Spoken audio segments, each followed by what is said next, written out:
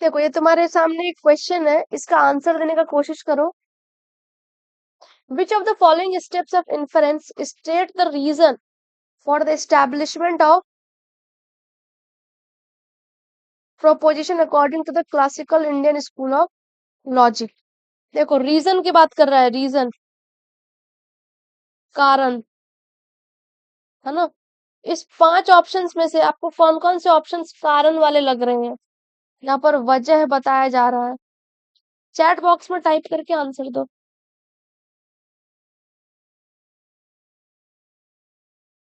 पहला ऑप्शन है the hill has fire, second है because it has smoke, whatever has smoke has fire, example oven. This hill has smoke which is invariably associated with fire, therefore this hill has fire. बताओ इस पांचों में से कौन कौन से आप ऑप्शंस आपको ये वाले दिख रहे हैं, रीजनिंग वाले?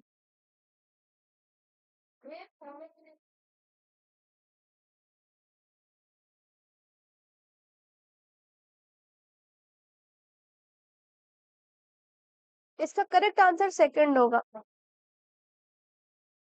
ठीक है। देखो मैंने आपको फून बताया था, PHU, U और N, इसका मतलब होता है प्रति जाना।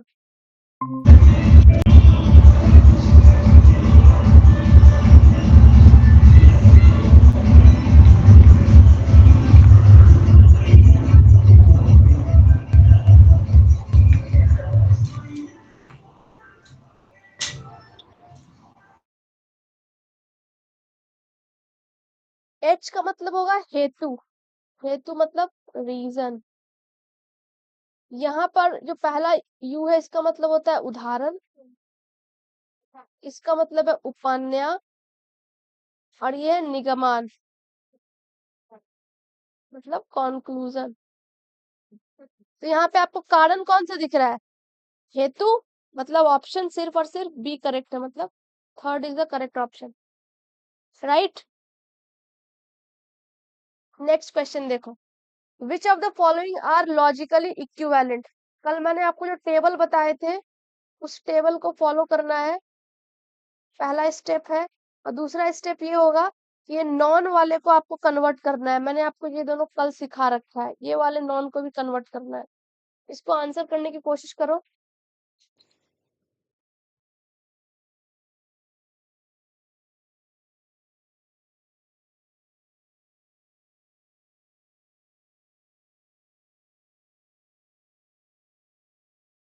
देखो जब एक ही बार नॉन रहता है तो हम क्या करते हैं, ऑल की जगह क्या हो जाएगा, नो, फिर सबको कॉपी कर देंगे, नो SRP, है ना। जब 2 बार आपको नॉन दिखता है तो ये ऑल को कॉपी करेंगे, ये बाद वाला चीज है वो पहले आ जाएगा, और जो पहले था इसे SP की जगह आ जाएगा और PS की जगह आ जाएगा। इसमें एक ही बार नॉन है, इसकी जगह हो जाएगा ऑल S इस P। अब देखो ये जो आपके पास ऑप्शन है पांचों ABCDE, इन सबको चेक करो कि कौन एक जैसा दिख रहा है।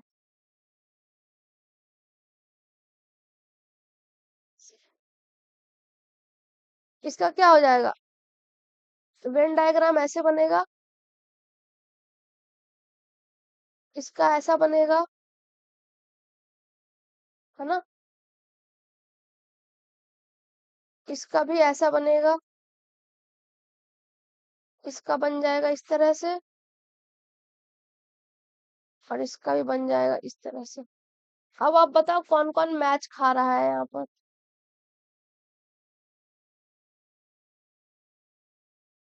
तो जो नो वाले केस में ना, ये और ये तीनों एक जैसे करेक्ट लग रहे हैं,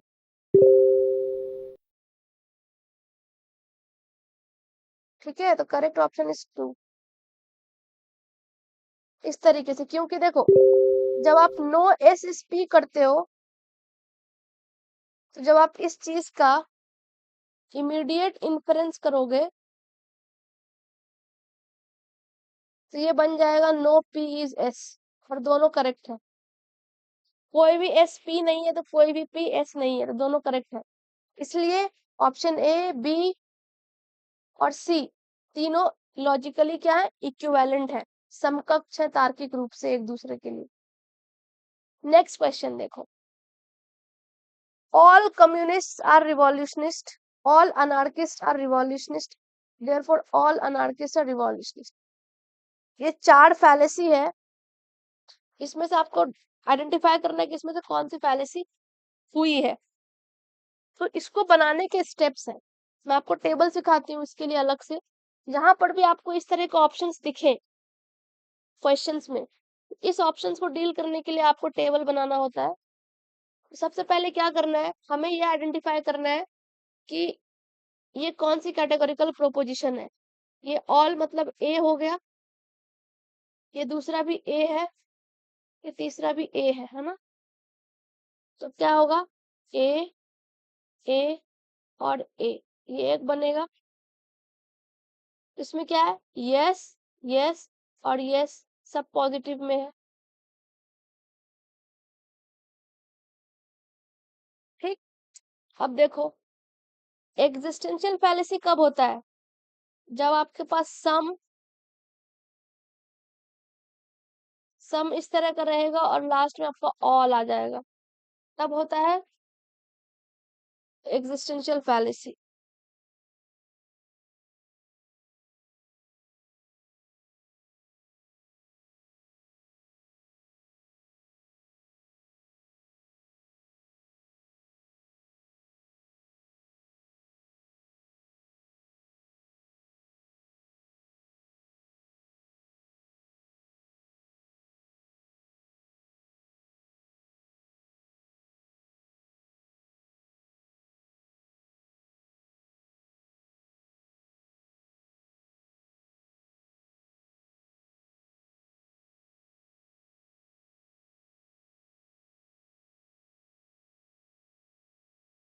देखो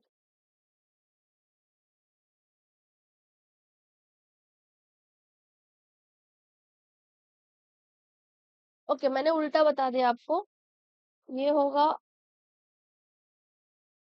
ऑल ऑल ऑल रहेगा और आपका जो कंक्लूजन है वो सम में आ जाएगा। ठीक है,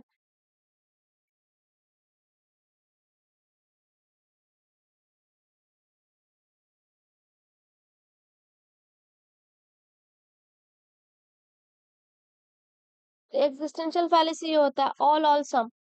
ठीक, इलिसिट मेजर और इलिसिट माइनर क्या होगा, इसके लिए हम टेबल देखेंगे। देखो यहाँ पे लिखेंगे सब्जेक्ट, यहाँ पे लिखेंगे प्रेडिकेट। ऑल में क्या होता है, सब्जेक्ट डिस्ट्रीब्यूटेड होता है, प्रेडिकेट अनडिस्ट्रीब्यूटेड। ठीक, तो सबका सेम हो गया क्योंकि सबका ए है ए है ए है। यहाँ पे मिडिल टर्म क्या है, ये पहली वाली प्रेमाइस और दूसरी वाली प्रेमाइस में कॉमन क्या है, रिवॉल्यूशनिस्ट। ये क्या हो गया आपका मिडिल टर्म। ओके, ये हो गया आपका मिडिल टर्म। ठीक, तो कम्युनिस्ट क्या है, यहाँ पर सब्जेक्ट है, सब्जेक्ट में हम सी लिख देंगे और यहाँ पे ये क्या होगा रिवॉल्यूशनिस्ट के लिए आर। इसी तरीके से सेकंड वाले प्रेमाइस में सब्जेक्ट में क्या है अनार्किस्ट, ए लिख दो और प्रेडिकेट क्या है रिवॉल्यूशनिस्ट, आर। कॉन्क्लूजन में चले जाओ, यहाँ पर ए आएगा अनार्किस्ट और यहाँ पे रिवॉल रिवॉल्यूशनिस्ट। ठीक है, अब देखो जो मिडिल टर्म है आपका रिवॉल्यूशन वाला, क्या वो अनडिस्ट्रीब्यूटेड है कहीं पर भी, यूडी की तरफ आ रहा है क्या। देखो ये है ना यूडी मतलब अनडिस्ट्रीब्यूटेड। अब आप जब इस चार्ट पे देखोगे, जो आपका मिडिल टर्म रिवॉल्यूशनिस्ट है वो अनडिस्ट्रीब्यूटेड है, यहाँ पर भी यूडी है, यहाँ पर भी यूडी, यहाँ पर भी यूडी है। तो इसका फैलेसी कौन सा हो गया, फर्स्ट वन। ठीक है, ये इंपॉर्टेंट है समझना कि आप कैसे आइडेंटिफाई करते हो इन चीजों को।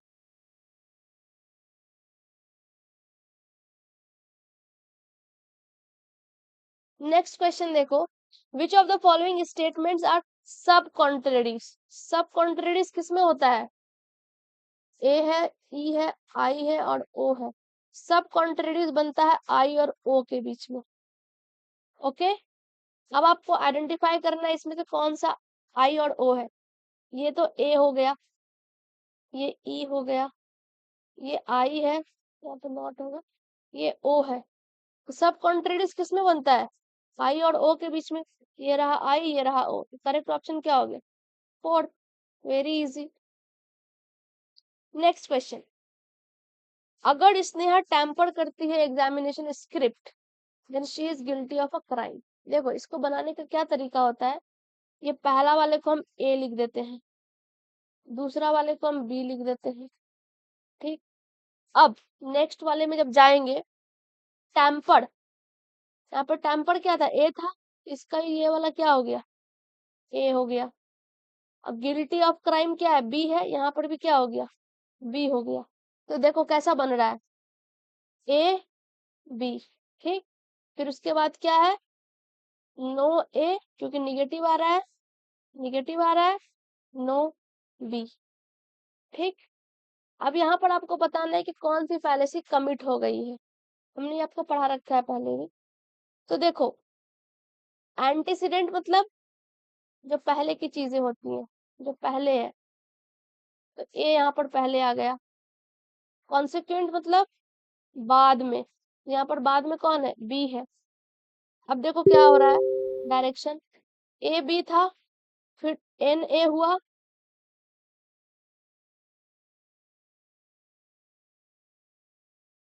एन ए हुआ और एन बी हो गया, है ना, नो नो। ए क्या है यहाँ पर, एंटीसीडेंट है, एंटीसीडेंट हुआ तब जाके बी हुआ ना, ए के बाद बी आया, लेकिन क्या हो रहा है, नो आ रहा है। नो मतलब निगेटिव, निगेटिव मतलब डिनाई। इसका करेक्ट आंसर थर्ड होना चाहिए। देखो एंटीसीडेंट हो गया ए, पहले ए टू बी गया, बाद में भी ए टू बी गया, तो एंटीसीडेंट। निगेटिव है तो डिनाइंग, तो करेक्ट आंसर इज थर्ड। देखो ये कॉन्सेप्ट इसको सीख लो। कंसिक्वेंट मतलब क्या होगा, बाद की चीजों को देखेंगे, जैसे कि देखो यहाँ पर एग्जांपल है, ए है और बी है। अफर्मिंग मतलब पॉजिटिव सेंटेंस होगा, ठीक है। फिर सेकंड में क्या डायरेक्शन जा रहा है, बी फिर ए। तो जब बाद वाला पहले आ जाए दूसरे बार में, बाद वाला मतलब कंसिक्वेंट पहले आ गया, तो ये क्या बन जाएगा, कंसिक्वेंट का। और ये पॉजिटिव में है, अफर्मिंग द कंसिक्वेंट। यही चीज अगर निगेटिव हो जाए, जैसे कि यहाँ ए है फिर बी है, फिर क्या हो गया बी, लेकिन नॉट ट्रू, फिर नॉट ए। देखो बी और बी आ गया, तो ये क्या हो गया, कंसिक्वेंट हो गया। लेकिन यहाँ पे नॉट है, नॉट रहेगा तो हम क्या लिखेंगे, डिनाइंग, ठीक है। तो ये दोनों आपका कंसेप्ट क्लियर हुआ। सेम आते हैं एंटीसीडेंट पे, ए रहेगा बी रहेगा, यहाँ पर भी ए रहेगा बी रहेगा, ठीक है।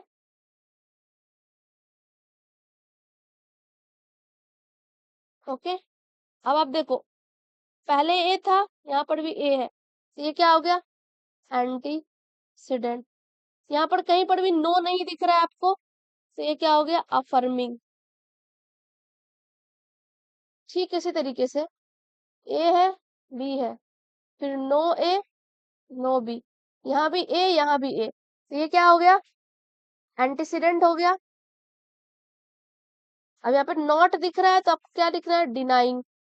क्लियर है, ये बहुत इंपॉर्टेंट है, ये क्वेश्चंस आपको पीवाईक्यू में मिलेंगे भर भर के। तो ये चार कॉन्सेप्ट आपको याद रखने हैं, जब भी आपको ऑप्शंस में दिखे इस तरीके से, denying the antecedent, affirming the consequent, तो ये वाले कॉन्सेप्ट को आपको लगाना लगाना है और सॉल्व करना है। आगे बढ़ते हैं। Which of the following steps of inference as per classical Indian school of logic involve application? Application मतलब उपन्या, जो अभी हमने आपको फर्स्ट क्वेश्चन में बताया था, फोन के थ्रू, है ना, उपन्या। इसमें से कौन उपन्या की बात कर रहा है, मतलब application of universal concomitance to the particular present case, ये वाला देखो।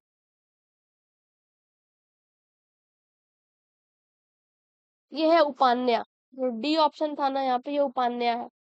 ठीक, अब जो प्रेजेंट क्वेश्चन है उसमें आपको उपान्या ही बताना है।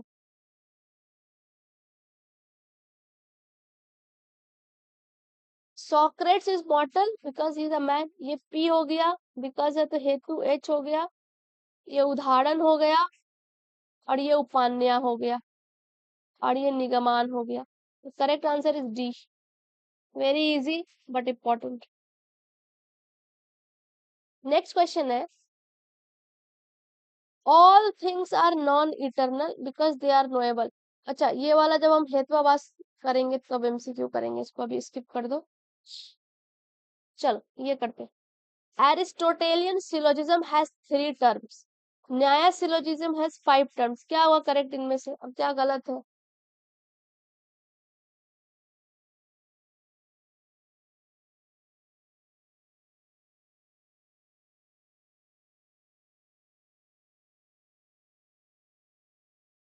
तो देखो, एरिस्टोटेलियन सिलोजिज्म के, याद रखना इसको, इम्पोर्टेंट, 3 प्रोपोजिशंस होते हैं और 3 टर्म होते हैं। और न्याय में क्या होगा, 5 प्रोपोजिशन, जो अभी हमने फोन आपको बताया, और 3 टर्म, साध्य, पक्ष और हेतु। ठीक, अब देखो, एरिस्टोटेलियन के पास 3 टर्म है, ये ट्रू है। न्याय के पास 5 टर्म है, ये गलत है। Correct option is third. Next question, which informal logical fallacy is committed in the following argument? No one has shown that aliens did not create the crop circles. No one, हमने आपको बताया जहां पर भी आपको नो वन से start कुछ दिखे, वो किसका हो जाएगा, इग्नोरेंस में आ जाता है, अज्ञानता की अपील। ये याद रखने का ट्रिक है, जहां पर भी नो वन दिखेगा, अपील टू इग्नोरेंस। ठीक है, तो इतने एमसीक्यूज थे।